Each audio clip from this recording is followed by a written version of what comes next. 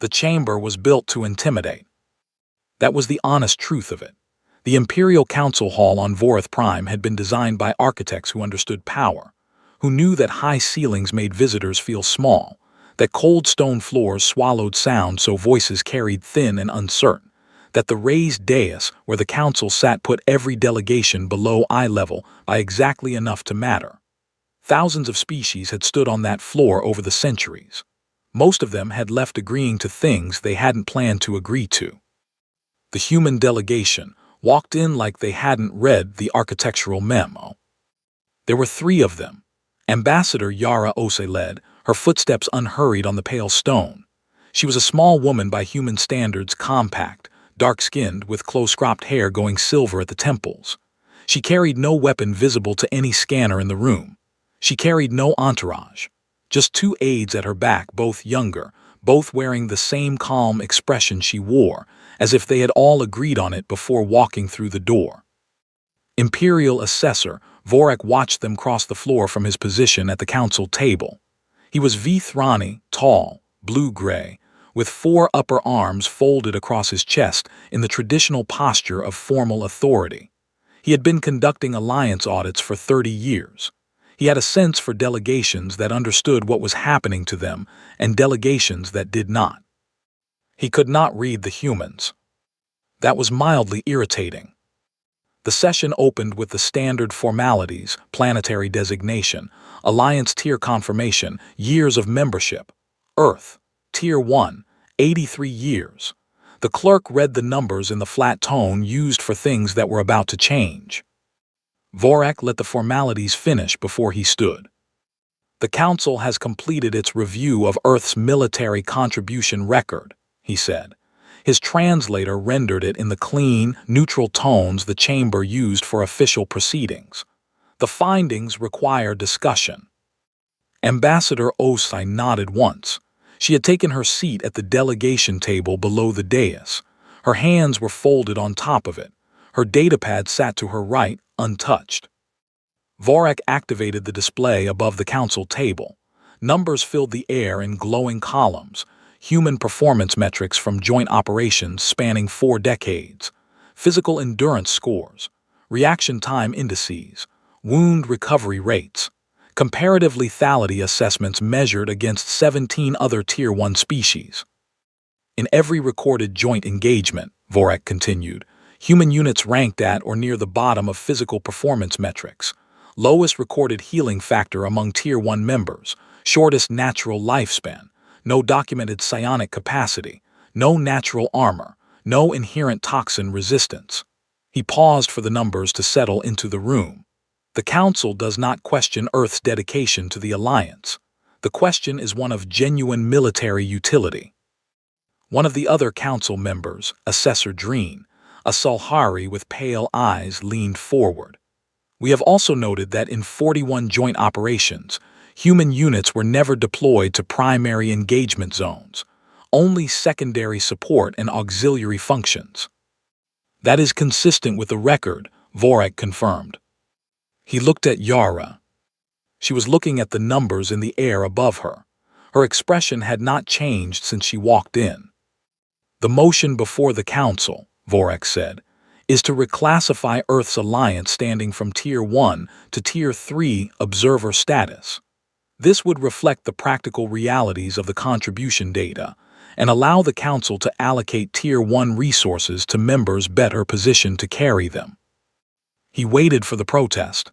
They always protested here. Yara reached out and picked up her datapad. She looked at it for a moment.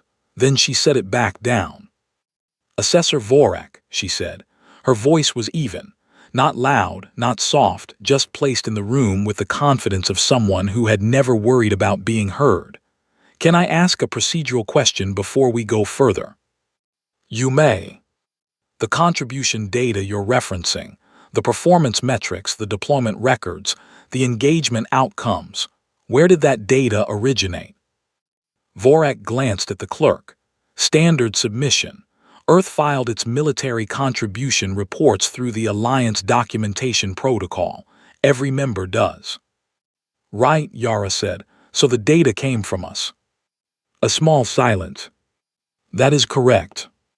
Yara nodded slowly, as if confirming something she already knew. And the units referenced in those reports, the ones in the joint operations, the ones with the low physical metrics and the auxiliary roles, she paused. Did anyone on the council verify their classification within Earth's military structure? Vorek's four arms shifted slightly.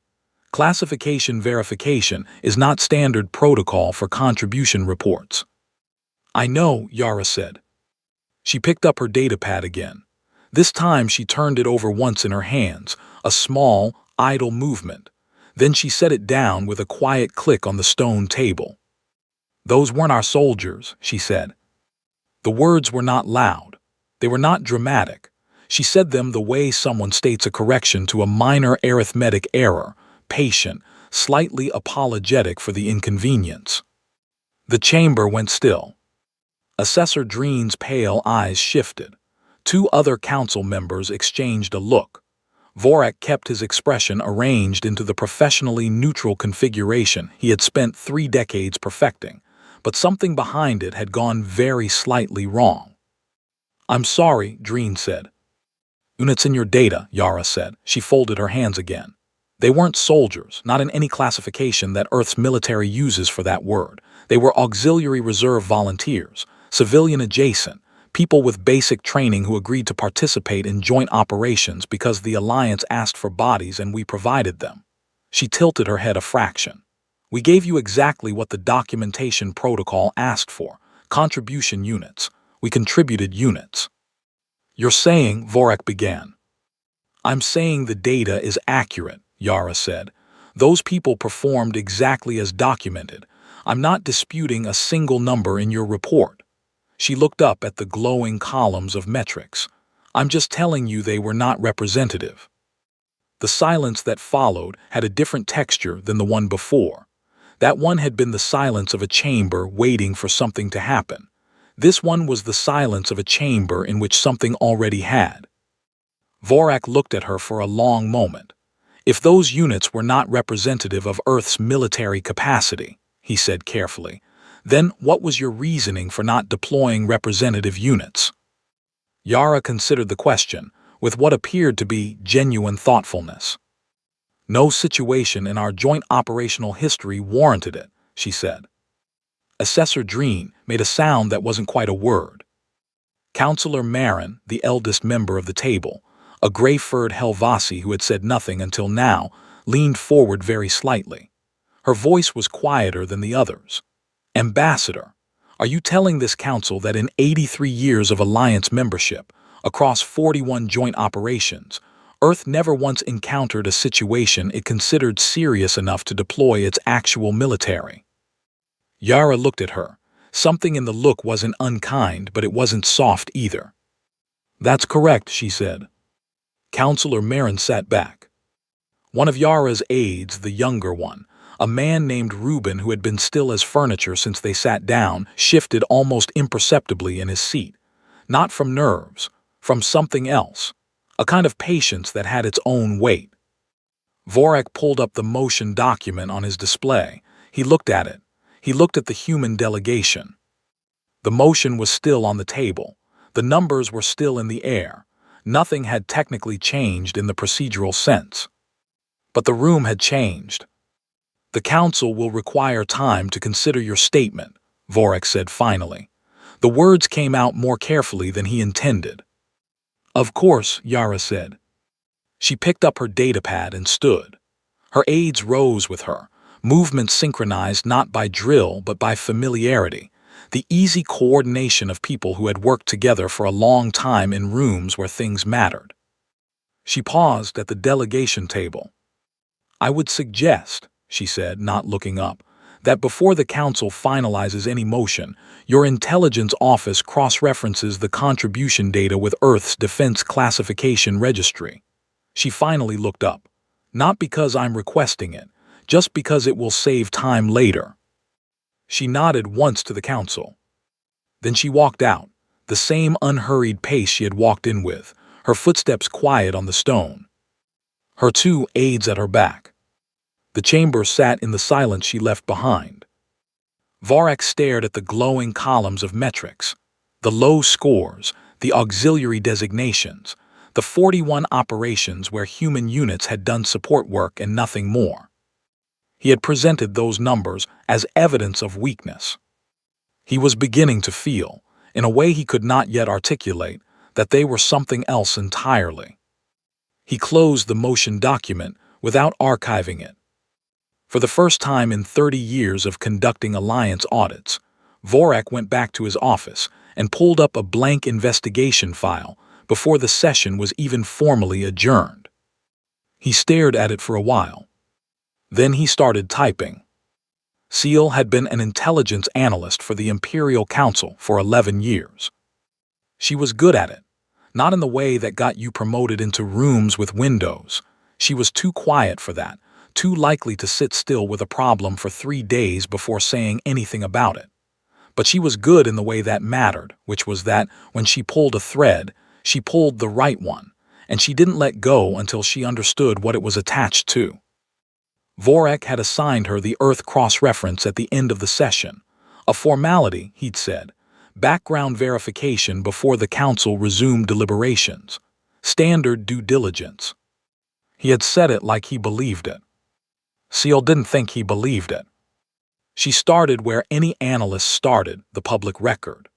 Earth's formal contribution reports to the Alliance, 83 years of them, filed in clean quarterly intervals with the kind of bureaucratic consistency that said whoever was managing the documentation had been doing it for a very long time and had no intention of making it interesting. The reports were accurate. She checked them against 3 independent data streams and they held. The units were real. The personnel numbers matched. The performance metrics were recorded honestly, in some cases worse than what the Council's own observers had noted, which meant Earth wasn't inflating anything. They were submitting numbers that made themselves look unremarkable, and those numbers were real. She pulled the classification registry Yara had mentioned. That was where the first thing happened.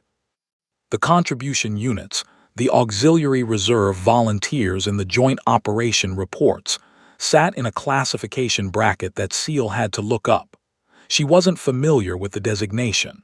When she found it, she read the definition twice. Civilian-trained auxiliary reserve, non-active, no operational clearance, equivalent to what the Empire called a civic emergency corps, people with basic training maintained for infrastructure protection and disaster response. Not combat units, not even close. She sat with that for a moment. Then she pulled Earth's active military registry, which was partially accessible through the Alliance documentation protocol. Not the full record, that was behind a closed classification wall, but the structural index, the tier designations, the size estimates.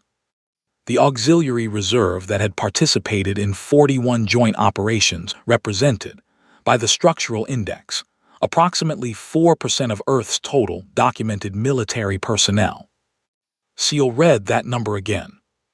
4%. The Alliance had been evaluating Earth's military capacity based on 4% of it. The bottom 4%, judging by the classification tiers. She opened a new file and started pulling historical Earth conflict records, not the Alliance era before it. Earth's own wars, its own engagements, the centuries of recorded military history that predated first contact. The Alliance archives had some of it, compiled from Earth's own historical submissions and from early contact-era surveys. She started reading. 3 hours later, Seal's tea had gone cold and she hadn't noticed. The data didn't fit the story the Council had been telling itself about Earth.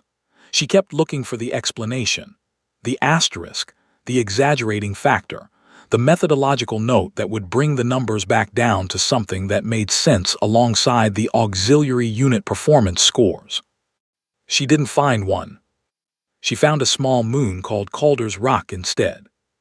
It was in the outer record, a contested sovereignty dispute 212 years ago, before Earth joined the Alliance, between human colonists and a species called the Keth who no longer existed as a political entity. The Keth had wanted the moon. The humans had been there first. Standard territorial friction, the kind that happened in the outer systems every few decades. Except the record didn't go the standard way. The Keth had committed a full military division, approximately 12,000 soldiers, to take Calder's Rock. It was a moon. It had about 800 human colonists and a garrison of somewhere between 1 and 200 soldiers. The record was unclear on the exact number. The Keth assumed it would take a week. It took 11 years. 11 years of rotating Keth forces, resupply missions, new commanders, tactical revisions, orbital bombardment attempts that kept getting answered by things the Keth apparently hadn't predicted. The colonial garrison took casualties, significant ones. The numbers in the record showed a human force that should have been ground down to nothing within months. It wasn't.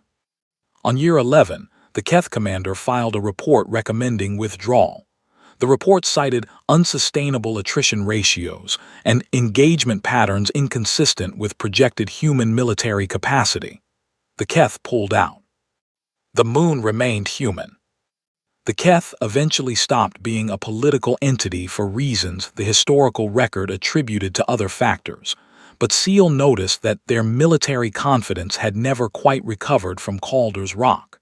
The references were oblique, but they were there. She flagged the file, then kept pulling. She found 14 more in the next 4 hours. Different eras, different opponents, different scales. A siege here, a contested route there, an engagement on a frozen planet that had no strategic value except that humans had been on it and refused to leave. The pattern was not one of a species that won through overwhelming force. It was a species that absorbed cost in ways that didn't make sense and kept functioning anyway. It wore things down. It outlasted things that should have outlasted it. And in every case, the forces involved were small. Not the full weight of Earth's military. Small units, detachments. The kinds of numbers that said these weren't the main effort. These were the ones someone sent because the situation needed a body and a gun, not because anyone expected them to do what they did. Seal sat back.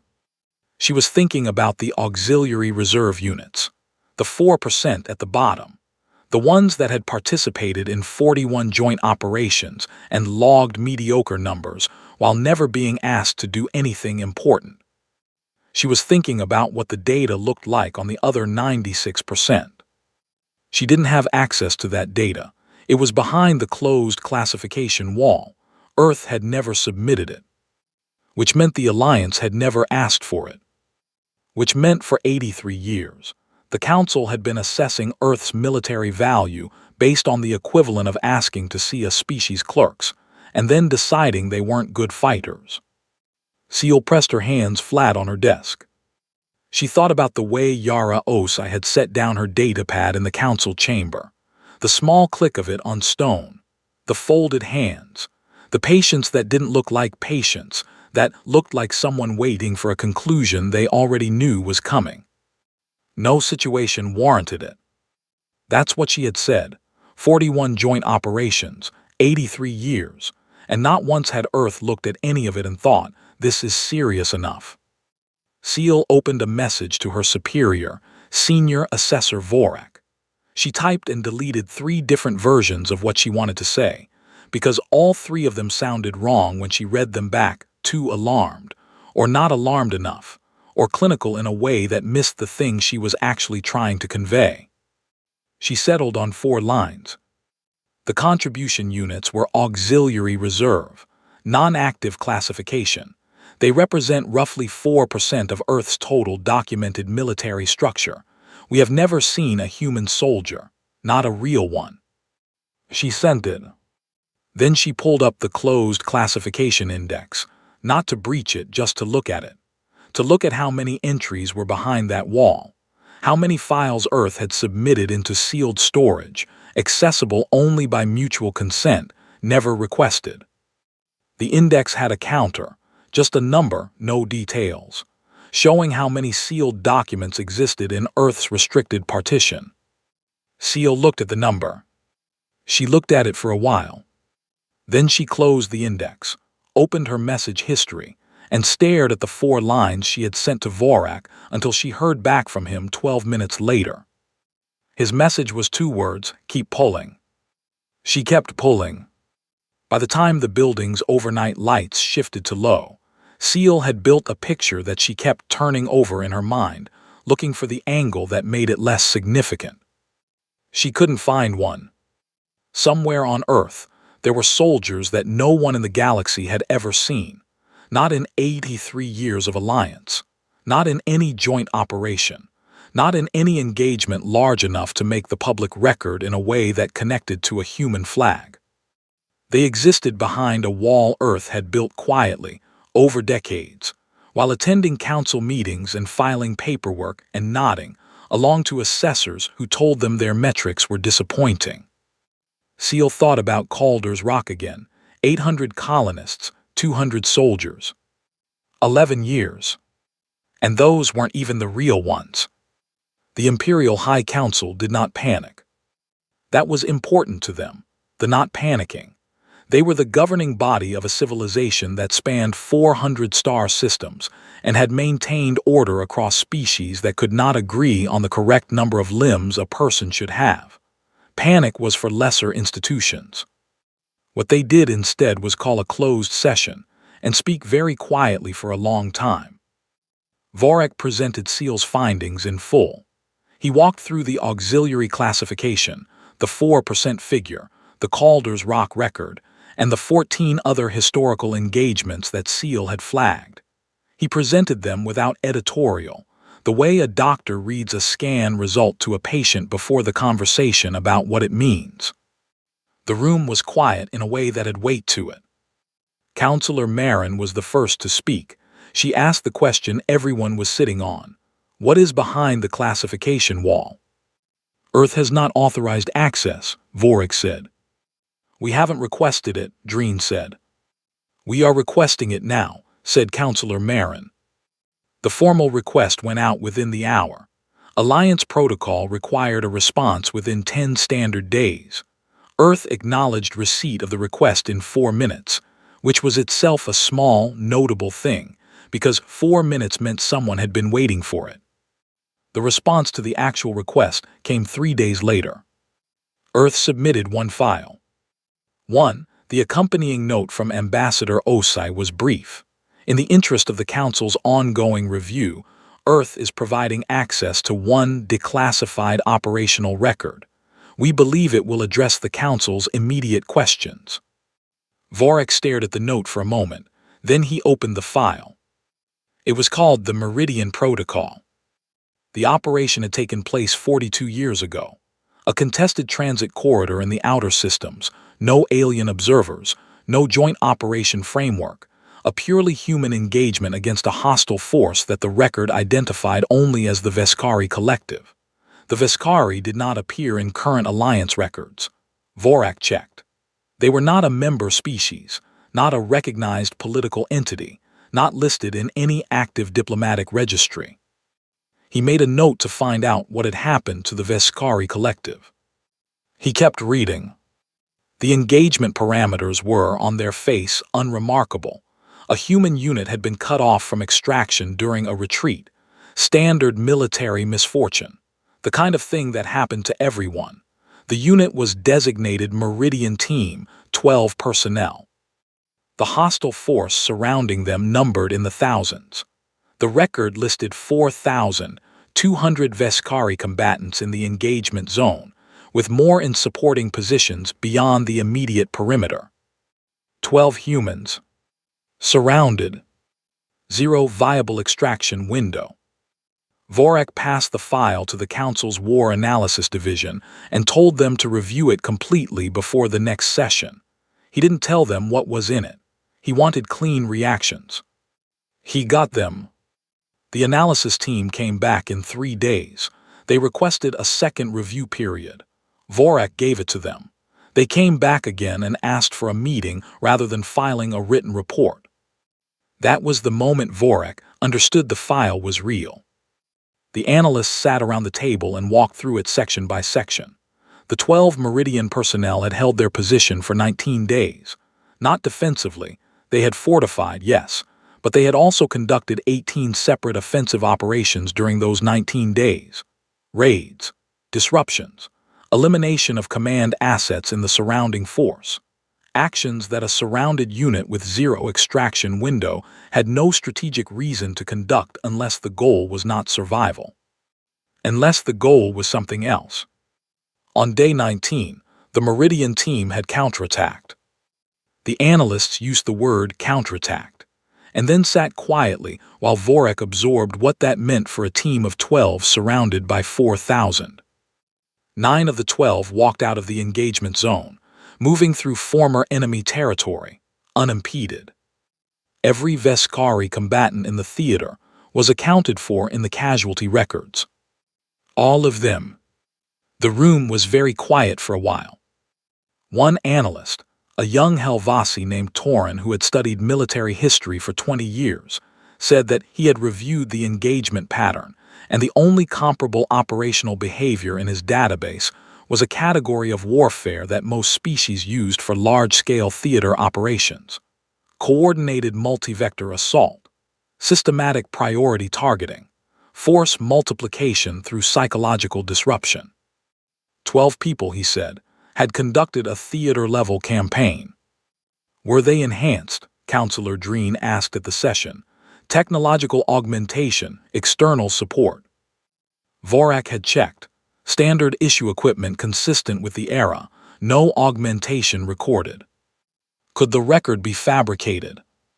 We ran verification against 3 independent data authentication systems, Vorak said. The record is original, unaltered. Marin had her hands folded on the table. She had a stillness about her that Vorak associated with people who had already moved past the question. Everyone else was still asking. What were the psychological assessment reports from the Meridian team post-engagement? Vorak pulled them. He had read them the night before and had not slept well. They are, he paused, clinical. The team filed standard after-action reports, detailed, accurate, methodical.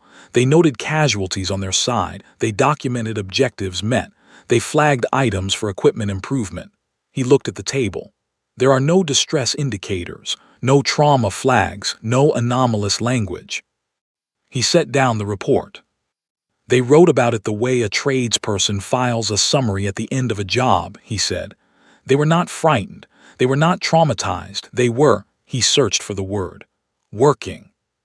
No one spoke for a moment. Counselor Marin looked at him with her pale eyes. How many soldiers does Earth have classified above the Meridian tier? Vorak's expression didn't change. That question is what I intend to ask.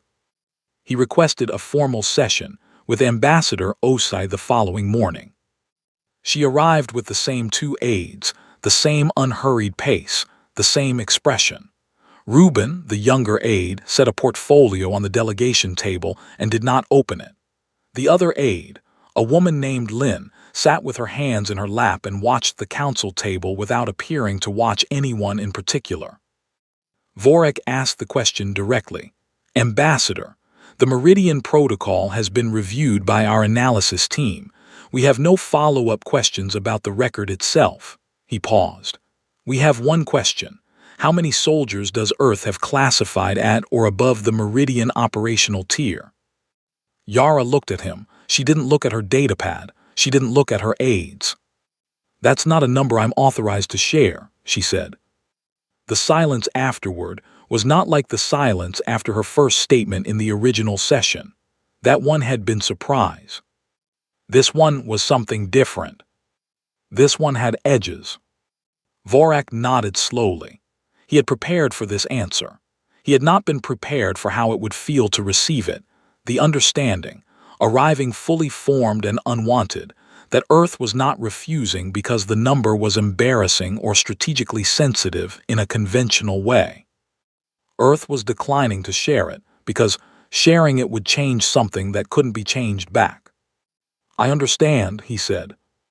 Yara held his gaze for a moment. Then she nodded once, the same small, precise nod she had given the council at the end of the first session. She stood, her aide stood with her. At the door she paused. She didn't turn around.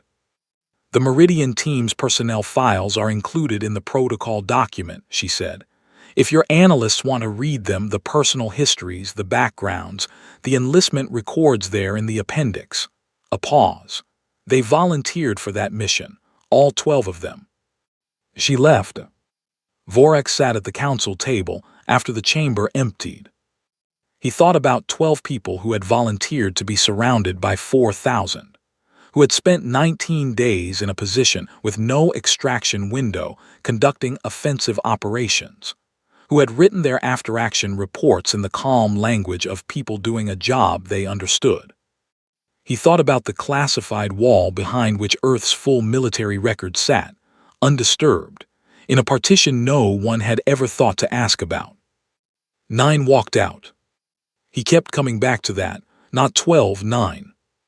Somewhere there were families of 3 people who had not walked out of the Meridian corridor. Somewhere there were names on something. A wall, a record, a monument of some kind. And somewhere there were the 9 who had walked out, who had filed their paperwork, and gone home. Vale had a reputation for being the kind of analyst who asked questions no one had thought to ask, until it was already too late to be comfortable with the answers. This was considered a useful quality in Imperial intelligence work, right up until the moment it wasn't. Vale had ended up in the Strategic Assessment Division, because it was the one department that still wanted people who made their superiors uneasy in productive ways. She had been reconstructing enemy doctrine and alliance behavior patterns for 16 years. She was very good at seeing the shape of a thing from its outline rather than its interior.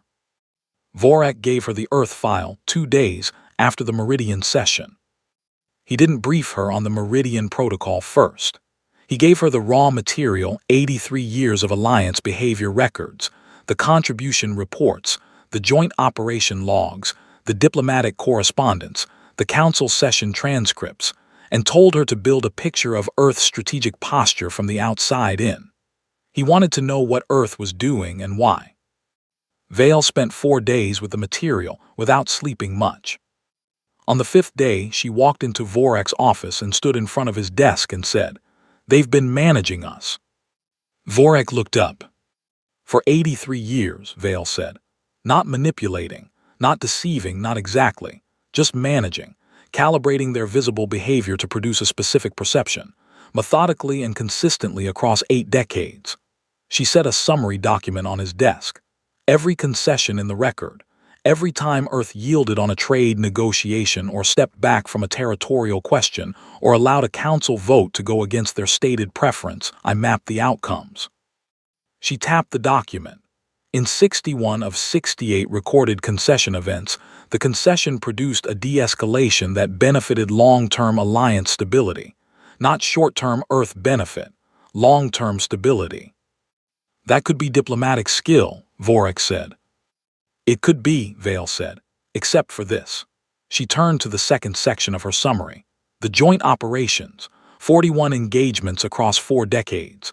Earth was invited to participate in all of them. They sent auxiliary units, the 4% we now know about, to every single one.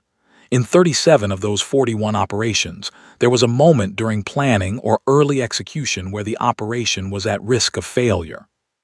A moment where a more capable force contribution could have changed the outcome materially.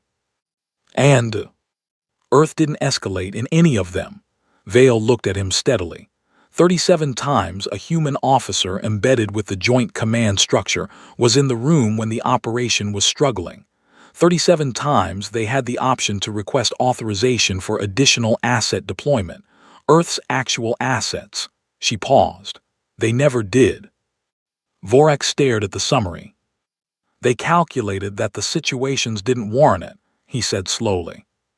Or, Vale said, they calculated that revealing what they had would change the nature of the alliance in ways they didn't want, and so they managed the exposure, every time. She pulled out one more sheet. There's more. He took it. It was a memo, old paper formatting from the era before the council moved to full digital record, dated 30 years ago. The header identified it as an internal Imperial strategic communication, classified at the highest tier, marked for the Emperor's eyes only. "Where did you find this?" Vorik asked. "The Burial Archive," Vale said. "Documents that were approved for one purpose and then officially withdrawn from circulation, technically accessible to senior assessors during formal investigations. I had clearance, and I pulled everything in Earth's adjacent files." She pointed at the memo. "Read it." He read it. It was a proposal, an internal Imperial proposal drafted by the Strategic Provocation Division, a department that officially did not exist and practically did, recommending that Earth be subjected to a controlled border incident. A manufactured provocation, small enough to be deniable, large enough to require a military response. The goal, stated in the clean bureaucratic language of people planning something they could not put plain words to, was capability verification through applied stress. They wanted to start a small fight with Earth to see what Earth would do. The proposal had been approved, all the way up the chain, signed off at every level. An operation date had been assigned. Then it had been buried. Withdrawn, marked inactive, filed into the archive where it had sat for 30 years, officially invisible. Vorik turned to the final page. The burial order was signed by the previous emperor, Rithvan IV, who had ruled for 60 years and was generally remembered as cautious and long-sighted. The burial order was 2 sentences. It said the operation was suspended pending further review, and that no revival of the proposal would be considered without direct Imperial authorization. Attached to the burial order was a single advisory document, 1 page, no official header, no author designation, no seal. Vale watched him read it. The advisory was brief. It acknowledged the proposal's intent. It described, in measured terms, what the proposal's authors had apparently not fully considered: that a controlled border incident would require Earth to respond, that an Earth military response to a provocation of that kind would not look like the auxiliary reserve units the Empire had observed in joint operations, and that once the Empire had seen what a genuine response looked like, the relationship between the 2 civilizations would be permanently altered. The advisory did not use the word threat. It did not contain anything that could be called an ultimatum. It was written in the language of a party offering a considered opinion to another party before a consequential decision. The last line read, "We would prefer you didn't." No signature. Vorik set the document down. He looked at it sitting on his desk. He looked at the date on the burial order. He looked at the 2-sentence withdrawal and the Emperor's seal, and the 30 years this had sat undisturbed in an archive. "The Emperor received this advisory," he said. He wasn't asking. "Yes," Vale said. "And he killed the operation. Within 72 hours of receiving it, fastest Imperial decision recorded in that administration." Vale's voice was careful. The advisory came from an unregistered diplomatic channel, not a formal Earth government communication. The origin point in the archive record is just Earth, no specific office, no individual name. Vorik thought about that.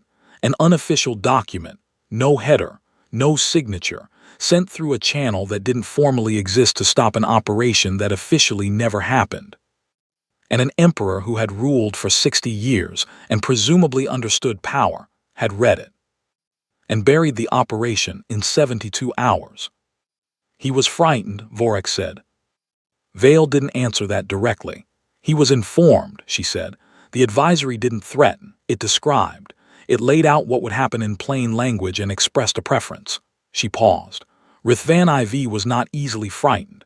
His record is full of decisions that required nerve. She picked up her summary documents from the desk. He read 1 page from an unsigned source and made the fastest decision of his administration. Vorik looked at the wall of his office for a moment. He was thinking about 8 decades of concessions that weren't weakness. 41 joint operations where Earth had sent the wrong units on purpose. 37 moments where a human officer had stood in a room with the option to escalate and chosen not to. He was thinking about the Meridian Protocol, 12 people, 4,000 enemies, 19 days. And those weren't the real soldiers. Who sent the advisory? He asked. I don't know, Vale said. I'm not sure it matters. She moved toward the door. What matters is that someone on Earth knew about the operation. A classified Imperial proposal approved at the highest levels, kept inside the tightest security classification the Empire uses. She stopped at the door. And they knew about it. She left. Vorik sat alone with the unsigned advisory on his desk. We would prefer you didn't. 7 words, no threats, no demands, no description of consequences, just a preference stated. And an emperor who understood what that preference meant without needing it spelled out. Vorik opened his terminal and pulled up the counter on Earth's sealed classification partition. The one seal had found, the number of documents behind the wall Earth had built in their Alliance archive. Documents that had never been requested, never been accessed, never been part of any review. He looked at the number. He thought about what Vale had said. Managing us. Not manipulating. Just calibrating. Deciding, consistently and over a very long time, exactly how much to show and exactly how much to keep behind the wall. The motion to downgrade Earth's Alliance status was still technically on the Council agenda.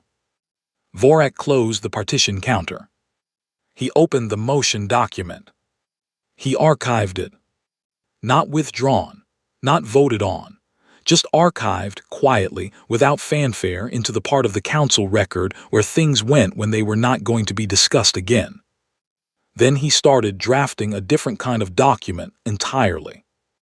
The formal communication arrived at the Earth Embassy on Vorith Prime on a Tuesday morning, delivered through official Imperial channels with a level of procedural care that the embassy staff noted was unusual. Not unprecedented. The Empire understood ceremony, but unusual in the specific way that said someone senior had reviewed the drafting personally. The communication formally withdrew the Tier 3 reclassification motion. It also requested a renegotiation of Earth's alliance terms. Upward. The Empire wanted more human involvement in joint operations, more access to Earth's military consultation resources, deeper integration of human strategic advisors into Imperial command structures. The language was careful and specific, and had clearly been written by someone who understood that the request needed to be phrased in a way that didn't sound like what it was, which was an institution that had just discovered it had been sitting next to something it didn't understand for 83 years, and was now trying to get closer to it without admitting why. Ambassador Yara Osai read the communication once. She set it on her desk. She read it again. Then she sent one message to Earth. They've asked, what do we want to tell them? The reply came back in 6 hours. Come home, we'll talk. She left for Earth the next morning. The building where the consultation took place was not what anyone who had spent time in Imperial architecture would have expected from a civilization that apparently contained the Meridian Protocol. It was old, low-ceilinged, on the edge of a coastal city, with windows that looked out at gray water under a gray sky. There were no guards at the door, or rather, there were no guards that were visible, which was a different thing. The room held a long table and 8 people. None of them wore uniforms. This was the part that always surprised people who met them for the first time, the absence of uniforms. The people in this room did not need to perform authority. They had stopped needing that a long time ago. Yara sat at the table and put the Imperial communication in the center of it. An older man named Adiz, who had the kind of stillness that came from having been in too many rooms where things went wrong, picked it up and read it. He passed it left without comment. It went around the table. They want in, said a woman named Tors. She was the youngest person there by about 20 years. She said it without judgment, just as an observation about what the document contained. They want to feel safe, said a man named Chukwu. He had the slightly distracted manner of someone whose mind was always running a few steps ahead of the conversation. Which is different? Is it achievable? Adiz asked. It was directed at the room generally. Silence for a moment. Not by showing them more, said Lin, Yara's aide, who had been in every council session and had said nothing in any of them until now. Every time we show them more, they recalibrate and the threshold moves. We could spend 50 years revealing capability in controlled increments, and they'd spend all 50 years in a low-grade state of existential anxiety. That's not safe. That's managed fear. We've been managing it for 80 years, Tor said. We've been managing our exposure, Lin said. That's different. We weren't managing their fear. They didn't know enough to be afraid. They know now, Yara said. Everyone looked at her. The Meridian file changed things, she said. They were never going to stay comfortable with the auxiliary unit story once they started pulling real records. Meridian was the minimum we could give them that was honest. She looked at the communication in the center of the table. They're not asking for more data. They're asking for relationship. They want to know where they stand with us. Adiz looked at the gray water through the window for a moment. And where do they stand with us? The question sat on the table. It was the real question. Not strategy, not protocol, not what to show and what to keep behind the wall. The actual question underneath all the others. Chukwu leaned forward. We joined the alliance because the galaxy is large and even we don't know everything that's in it. We've maintained the alliance because the relationships are real, even when the power dynamics are uncomfortable. The Empire has, he paused. They've been arrogant. They have historically treated smaller species badly. They designed a chamber to make everyone feel small. He picked up the communication. This document is written by people who have recently had an experience that has made them think differently. That is valuable. Or they want to get close enough to understand what they're dealing with, Tors said. Not an accusation, just the other reading. Both can be true, Yara said. She reached into her portfolio and put a second document on the table. She had drafted it on the flight home, revised it 3 times, and had left the ending open because she wanted the room to close it. I want to send them this instead, she said. They read it. It was not a capability disclosure. It contained no new data, no military records, no access to the classification wall. It was a behavioral document, 2 sections, simply written in language that any council member could read without a translator's intermediary layer softening the meaning. The first section was a list of commitments, things Earth would do as an alliance member. Honest things, substantive things, some of them more than the Empire had expected to receive. Consultation access, strategic advisory integration, a new joint operations framework built around genuine capability rather than auxiliary theater. The second section was different. It was short, 3 items. Each one described a condition, a type of action, a category of behavior, and stated plainly that if that condition was met, Earth's current posture within the alliance would change. Not a threat. There were no consequences described. No response actions listed, just, if this happens, things will be different. The room read it quietly. Tors looked up first. The third item, she said. Yes, Yara said. They've already done it once, 30 years ago. They buried it, Yara said.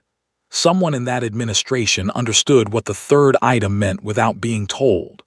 I want the current administration to understand it explicitly, so there's no confusion the next time someone writes a proposal. Adiz set his copy down. This is a remarkable document, he said.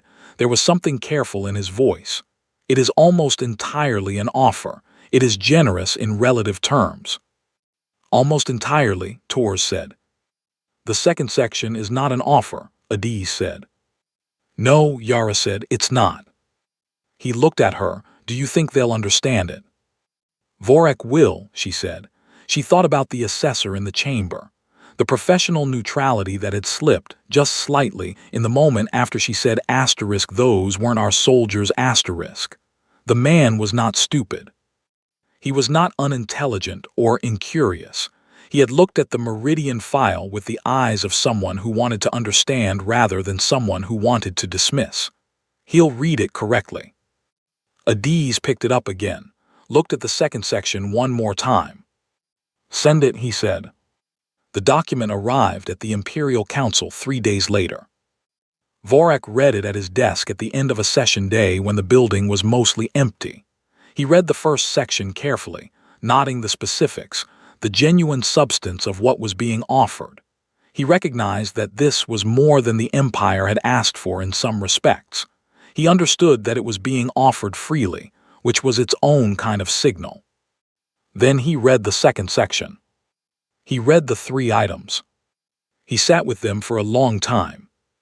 He did not look up the first item in the behavioral records. He understood it immediately.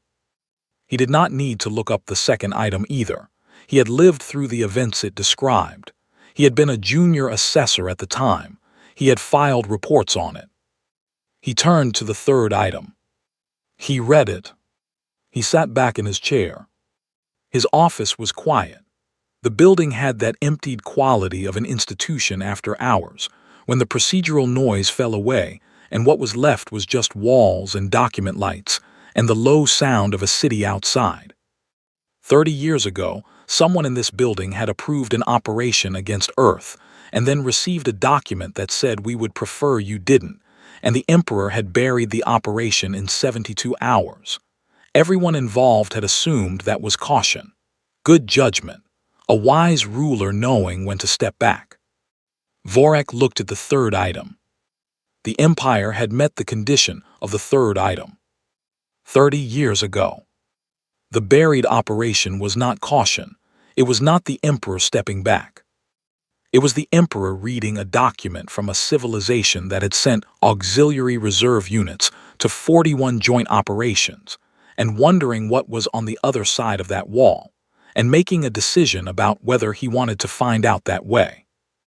Vorak thought about the Meridian Protocol, 12 people, a moon called Calder's Rock, an unsigned advisory with 7 words. He thought about the document in front of him and the 3 items in its second section, and the fact that one of them had already been true for 30 years on Earth, had spent those 30 years sending auxiliary clerks to joint operations and attending council meetings and allowing votes to go against them, and saying nothing. Not because they couldn't. He turned off his desk light. He sat in the dark for a while.